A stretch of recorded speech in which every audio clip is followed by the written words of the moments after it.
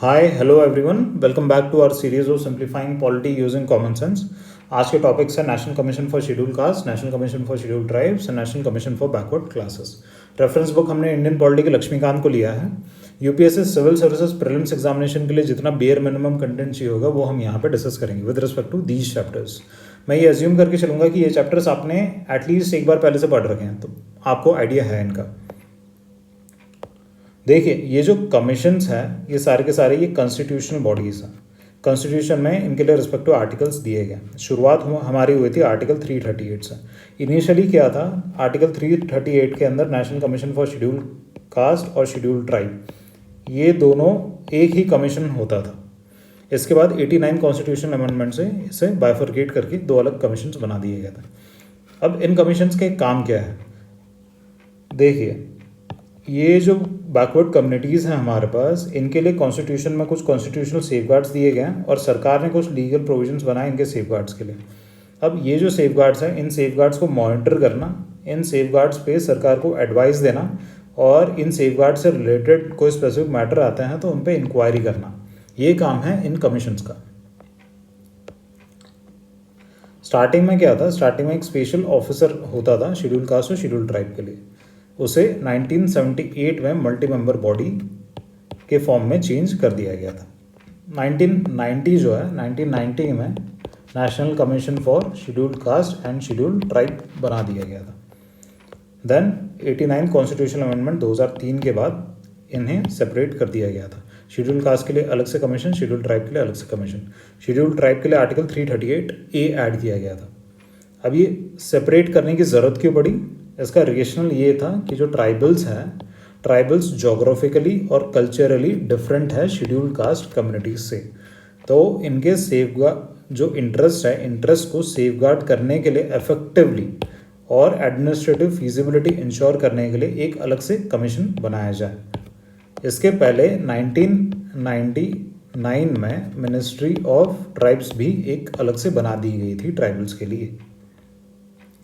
तो इसने एक तरीके का प्रेसिडेंट सेट कर दिया था national commission for schedule tribe बनाने के लिए। आगे अगर इन बॉडीज़ का कंपोजिशन देखते हैं तो कंपोजिशन तीनों बॉडीज़ का सेम ही है। एक चेयरपर्सन होता है, उसके नीचे वाइस चेयरपर्सन होता है और 3 मेंबर होता है। इतना इंपॉर्टेंट है नहीं। अपॉइंटमेंट प्रेसिडेंट करता है, कंडीशंस ऑफ सर्विस भी प्रेसिडेंट डिटरमाइन करता है। फंक्शंस अगर देख लें हम तो देखिए, जो भी ये रिस्पेक्टिव कम्युनिटीज़ है, बैकवर्ड कम्युनिटीज़ है, उनके सेफगार्ड्स इंश्योर करना मेन फंक्शन है। अब किस तरीके से, जो इनसे रिलेटेड मैटर्स होता है उनमें इन्वेस्टिगेट करना, उन मैटर्स को मॉनिटर करना, इंक्वायरी करना अगर स्पेसिफिक कंप्लेंट आती है तो, और सोशो इकोनॉमिक डेवलपमेंट के लिए सरकार को एडवाइस करना, ये काम होता है इन कमीशंस का। ये कमीशंस एक एनुअल रिपोर्ट बनाती हैं, ये रिपोर्ट सबमिट होती है प्रेसिडेंट को। प्रेसिडेंट के बाद ये रिपोर्ट जाती है पार्लियामेंट में। अगर स्टेट से रिलेटेड रिपोर्ट होगी तो वो जाएगी गवर्नर के पास प्रेसिडेंट के बाद। इस रिपोर्ट में एक और चीज़ एडेड होती है जिसे कहते हैं मेमोरेंडम। अब मेमोरेंडम में होता क्या है, ये जो कमीशंस है, कमीशंस ने जो रिकमेंडेशंस दिए हैं, इन रिकमेंडेशंस पे सरकार ने क्या एक्शन लिया है ये बताना होता है। इसके अलावा अगर कोई रिकमेंडेशन सरकार ने अगर एक्सेप्ट नहीं किया है तो किस रीज़न की वजह से एक्सेप्ट नहीं किया है वो भी इन मेमोरेंडम में बताना होता है। आगे देखते हैं इन कमीशंस की पावर क्या है। देखिए, इन कमीशंस के पास सिविल कोड की पावर होती है। इन पावर्स के अंदर क्या क्या हो सकता है, हर एक जो बेसिक फंडे होते हैं जो हर एक कमीशन के पास होता है, जैसे किसी ऑफिशियल को बुलाना, जैसे समनिंग कहते हैं, एविडेंस कलेक्ट करना, एविडेंस में डॉक्यूमेंट्स वगैरह आ जाता है, अगर एफिडेविट लेना है किसी ऑफिसर से तो वो भी किया जा सकता है, और कोई भी मैटर जो प्रेसिडेंट ने रेफ़र किया है इन बॉडीज़ को, वो उन मैटर से भी ये कमीशंस डील कर सकता है। National commission for schedule tribe जितने प्रोविजंस सिमिलर थे वो हमने ऊपर डिस्कस कर लिए।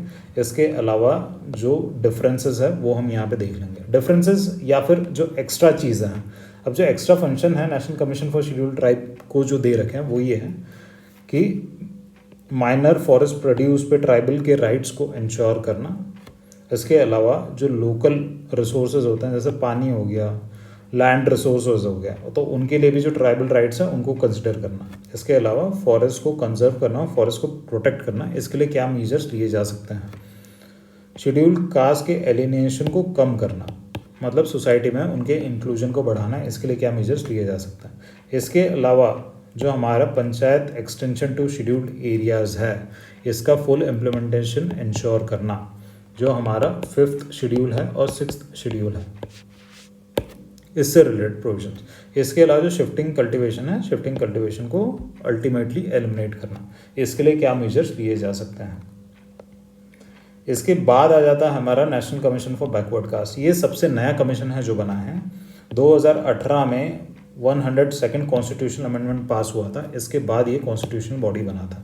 National commission for backward cast जो है, ये जब मंडल केस आया था 1992 का, इस केस से एक रिकमेंडेशन आई थी कि national commission for backward caste बनाना चाहिए। ये कमीशन हमारा बन गया था 1993 में, मगर तब ये कमीशन जो था वो स्टैट्यूटरी था।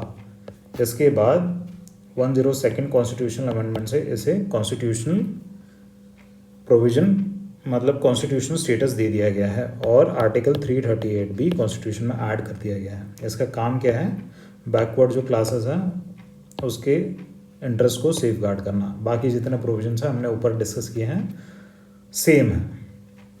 एक और चीज़ आपको यहाँ पे ये याद रखनी है कि हमारा जो national commission for scheduled cast है, ये शेड्यूल्ड कास्ट के अलावा जो एंग्लो इंडियन होते हैं, इनके भी जो सेफ गार्ड्स हैं, इनको इंश्योर करने का काम ये करता है। पहले बैकवर्ड क्लासेस भी इन्हीं के पास थी, national commission for scheduled cast के पास ही थी, मगर फिर जब national commission for backward classes बन गया, अभी जब कॉन्स्टिट्यूशनल स्टेटस उसे मिल गया, तो फिर उसे national commission for scheduled caste से हटा दिया गया है। तो इतने ही पॉइंट थे with respect to these chapters जो इम्पोर्टेंट है, जो मोस्ट इम्पॉर्टेंट है, जिनसे प्रीलिम्स में क्वेश्चन बन सकता है। तो अब आपको क्या करना है, आपको ये चैप्टर्स वापस जाके एक बार लक्ष्मीकांत से अच्छे से पढ़ने हैं। अगर प्रीवियस ईयर्स में कोई क्वेश्चंस आए हैं तो उन्हें सॉल्व करना है। मॉडल टेस्ट सीरीज़, जो टेस्ट सीरीज़ वगैरह है, अगर उनमें क्वेश्चंस आ रहे हैं तो उन्हें भी सॉल्व करना है। इसके अलावा अगर करंट अफेयर्स में कोई डेवलपमेंट आता है तो वो भी आपको आपके नोट्स में ऐड करना है। मुझे लगता है इतनी information with respect to these chapters more than sufficient होगी एज ऑफ नाउ। तो चलिए एंड करते हैं इस लेक्चर को, मिलता है आपसे नेक्स्ट लेक्चर में।